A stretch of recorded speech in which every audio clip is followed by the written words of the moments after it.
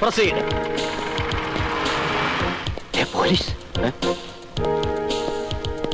ഇവിടെ എവിടെ? തിരിശ്ശേരി മാധവ വൈദ്യരുടെ വീട് ഇവിടെ അടുത്താ. ഇവിടെ ഒന്ന് കാണിച്ചു കൊടുക്ക. എന്താ വിശേഷിച്ച്? എടോ, ചോദ്യങ്ങൾ പോലീസുകാരനോട് ചോദിക്കരുത്. നിന്റെ അമ്മയുടെ 16 യന്ത്രത്തിന് പടോ. നാളെ അവിടെ കല്യാണമല്ലേ? എന്താണോ പോലീസും പട്ടാളോ ഒക്കെ? എന്താണെന്ന് അറിയില്ല.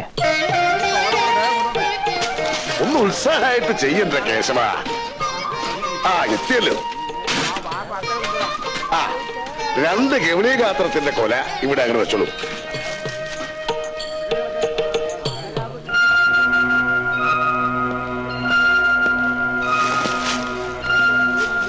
എന്താ?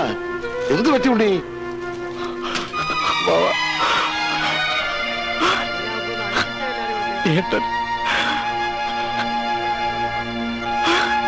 ഉണ്ണി. ശിവശങ്കരൻ നായർ. അതെ. നിങ്ങളൊന്ന് വരൂ.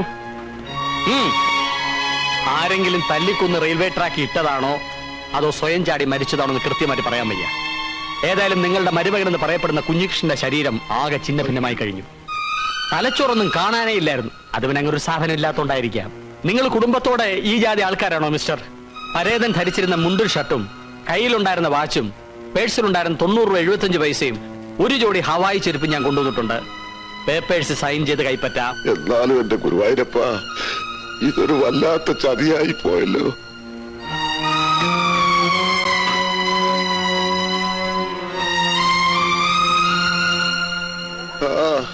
നല്ലവരെ ദൈവം നേരത്തെ വിളിക്കുമല്ലോണ്ടേ. ഒക്കെ സഹിക്കുക, സമാധാനിക്കുക, അല്ലാതിപ്പോ എന്താ ചെയ്യ? എന്നാലും എന്റെ കുഞ്ഞീഷ്ണ ഈ വിധി വന്നല്ലോ. ഞാനൊന്ന് വീട്ടിലേക്ക് ചെല്ലട്ടെ. അച്ഛനും അമ്മയും ഒന്നും വിവരം അറിഞ്ഞിട്ടില്ല. ഭാഗ്യായി. എങ്കിൽ തൽക്കാലം അറിയിക്കണ്ട. അവരെ മാത്രമല്ല ആരെ അറിയിക്കണ്ട. ആളെ തന്നെ നമുക്ക് ഈ കല്യാണം അങ്ങ് നടത്താം. താലികെട്ടും സദ്യയും കഴിഞ്ഞിട്ട് കാര്യം പുറത്തു വിട്ടാ മതി. എങ്ങനെയുണ്ട് എന്റെ ബുദ്ധി? അമ്മാവാ, പോയവൻ ഏതായാലും പോയി. ഇനി എന്റെ കാശ് പോവാന്ന് പറഞ്ഞാൽ ഇക്കണ്ട കാര്യങ്ങൾക്കൊക്കെ ഉറുപ്പ് എത്ര ചെലവായെന്നാ വിചാരം? ചതിക്കല്ലേ എന്റെ ഉണ്ണിയെ. ഒന്ന് നിർത്തും അമ്മാവാ. സ്വന്തം കൂടെ പറപ്പ ചെതറി തെറിച്ച് പോയത്. അതൊന്ന് പെറുക്കി ചിതയിലേക്ക് എടുക്കുന്നതിന് മുമ്പേ വേണം കല്യാണം കച്ചേരിയൊക്കെ.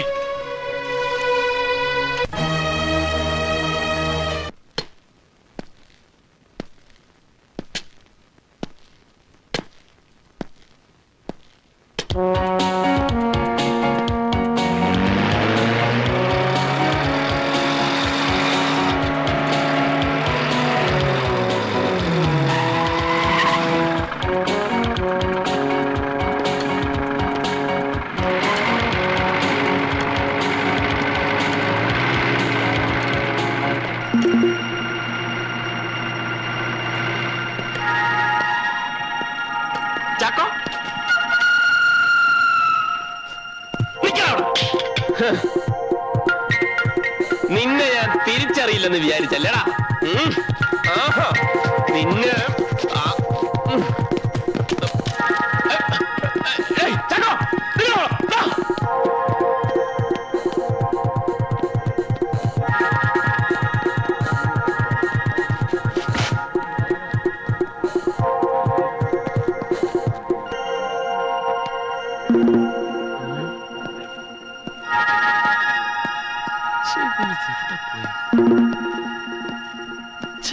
നല്ലൊരു ചാൻസ്.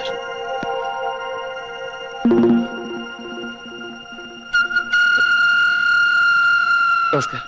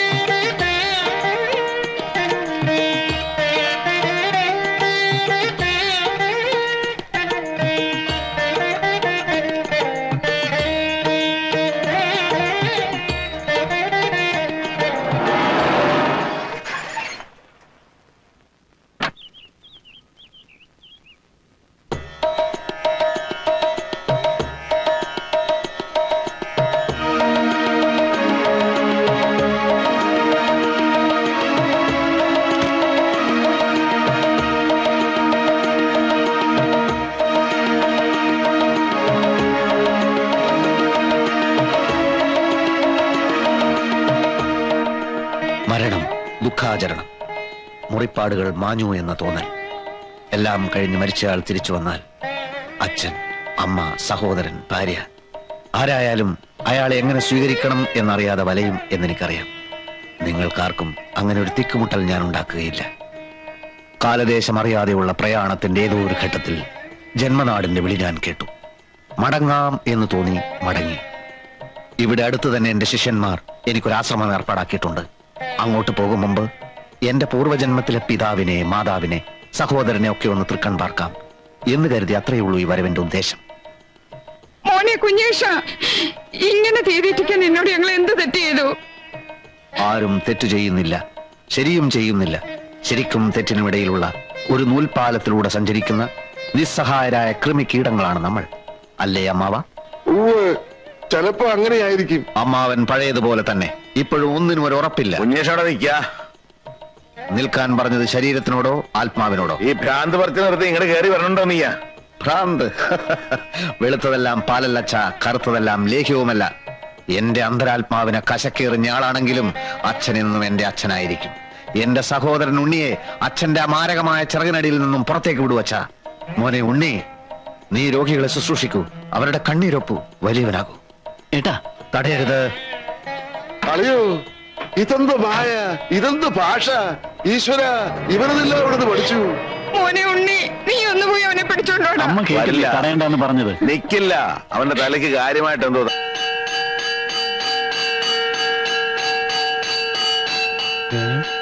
ഇതെന്താ ഇവിടെ?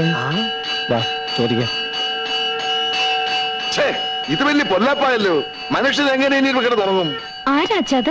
എന്റെ കയ്യിൽ പേരും മെരുവിലാസവും ഒന്നും തന്നിട്ടല്ല അവന്മാർ കിടന്ന് ശങ്ക വിളിക്കണത്. ശിവശങ്കരേട്ടാ,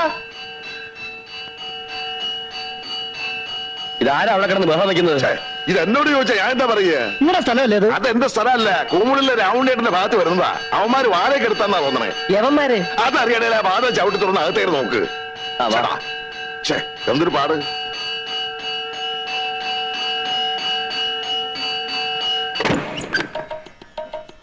ഓം വിഘ്നേശ്വരായ നമഃ, ഓം മഹാലക്ഷ്മിയായ നമഃ, ഓം സുഖായ നമഃ, ഓം ഗണപതയേ നമഃ, ഓം അഷ്ടൈശ്വര്യായ നമഃ. ഗുരുതിജലാണ്. സർവ പാവങ്ങളും സർവ രോഗങ്ങളും വിട്ടകലും. തിരുമേനി, ഇതെന്താ ഏർപ്പാട്? ഓം തത് സവിതുർവരണ്യം ഭർഗോ ദേവസ്യ ധീമഹി ധിയോ യോ ന പ്രചോദയാ. എന്നുവെച്ചാൽ പഞ്ചഭൂതാത്മകമാകുന്ന നമ്മുടെ ശരീരത്തിൽ വാതപിത്ത കഫം എന്നീ ത്രിദോഷങ്ങൾ കൊണ്ടുണ്ടാകുന്ന രോഗങ്ങളെ സിദ്ധ ചികിത്സാ പ്രകാരം സമൂലം ഉന്മൂലനം ചെയ്യുക എന്ന ഉദ്ദേശത്തോടെയാണ് ഞങ്ങളുടെ ഈ ആശ്രമം തുടങ്ങിയിട്ടുള്ളത്. സ്വാമി ബ്രഹ്മശ്രീ പരമാനന്ദ ഗുരുവിന്റെ പ്രഥമ ശിഷ്യനും സിദ്ധ ചികിത്സാ മാന്ത്രികനുമായ സ്വാമി കുഞ്ഞികൃഷ്ണാനന്ദയാണ് ഇവിടുത്തെ കർമ്മയോഗി. ഓരോ രോഗപീഠകളാൽ കഷ്ടപ്പെടുന്നവർക്ക് ഇതൊരു ശാന്തി കേന്ദ്രമായിരിക്കും. ഓം സർവരോഗ സംഹാര കേന്ദ്രേ നമഃ.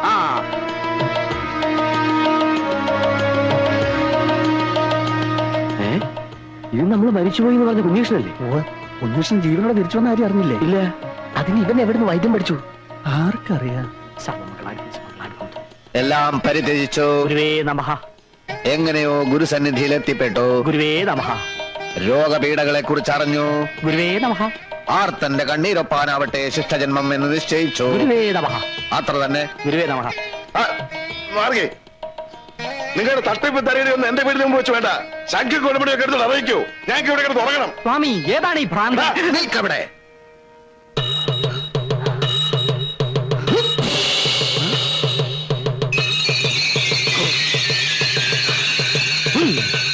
ഓം ഹ്രീം ക്ലീം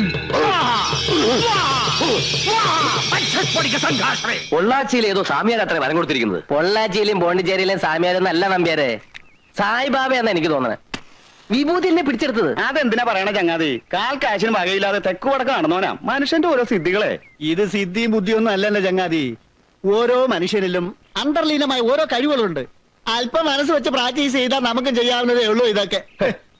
എന്നാ നീ പ്രാക്ടീസ് ചെയ്ത് ഇത്തിരി ഭസ്മം എടുക്ക്. പോട്ടെ, ഒരു ദിനേശ് പേടി എടുക്ക്. വേണമെങ്കിൽ എടുക്കും. ഒന്ന് പോടോ.